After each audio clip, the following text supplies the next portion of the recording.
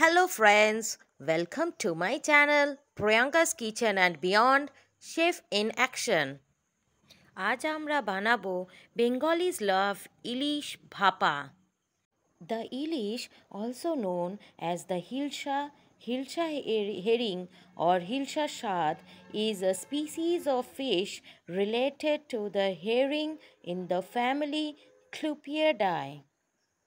It is a very popular and sought after food in the Bengal region and is the national fish of Bangladesh and state fish of the Indian state of West Bengal. Ilish is an oily fish rich in omega 3 fatty acids.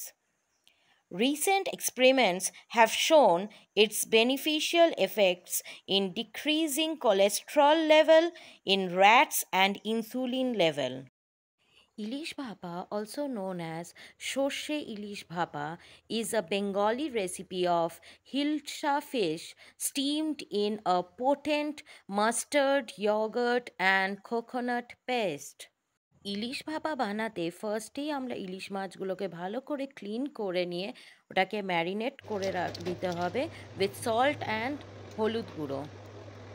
At first for steaming process আমাদের একটা কড়াইকে জল দিয়ে সেটার নিচে বটমে একটা stand place করে সেই জলটাকে গরম হতে দেবো। মিনওয়াইল একটা পেস্ট বানিয়ে নেবো। পেস্টটা বানাতেই ফার্স্টেই আমরা black mustard seeds and white mustard সিডটা জলের মধ্যে 2 ঘন্টা সোক করে নেবো।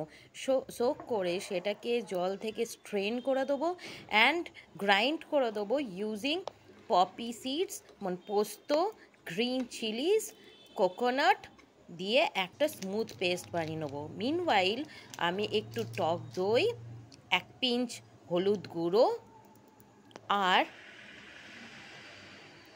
সর্ষের তেল এই পেস্টটার মধ্যে ভালো করে কোট করে দেবো। এইটা মিক্স করে দিয়ে আমরা যে ম্যারিনেটেড ফিশ মাছের যে পিসগুলো ছিল সেগুলো ভালো করে কোট করে এই মিক্সচারটা দিয়ে কোট করে উপর থেকে আবার সর্ষের তেল দিয়ে টিফিন বক্সের মধ্যে দিয়ে একটা তেল দিয়ে আর উপর থেকে সবুজ কাঁচা লঙ্কা উপর থেকে দিয়ে ভালো করে আমরা টিফিন বক্সের ঢাকাটা লাগিয়ে আমরা এইটা ম্যারিনেট করতে দেবো for at least 10 minutes and then এই স্ট্যান্ডের উপরে আমরা বক্সটাকে বসিয়ে দিয়ে আমরা কভার করে দেবো। এই স্টিমের প্রসেসটা মিডিয়াম হিটে হবে and for 20 minutes. Now to remove the tiffin box from the karai and allow it to rest for another 5 minutes before serving. Our dish is ready to serve.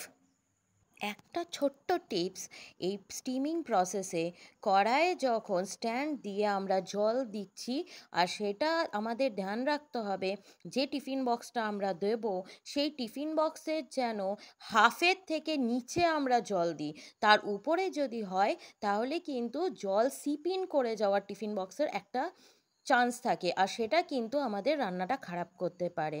So to get more recipes from Priyanka's Kitchen and Beyond, do like, share and subscribe my channel. আবারও দেখা হবে অন্য কোনো দিন অন্য কোনো recipe নিয়ে। Till then take care, bye bye, love you all.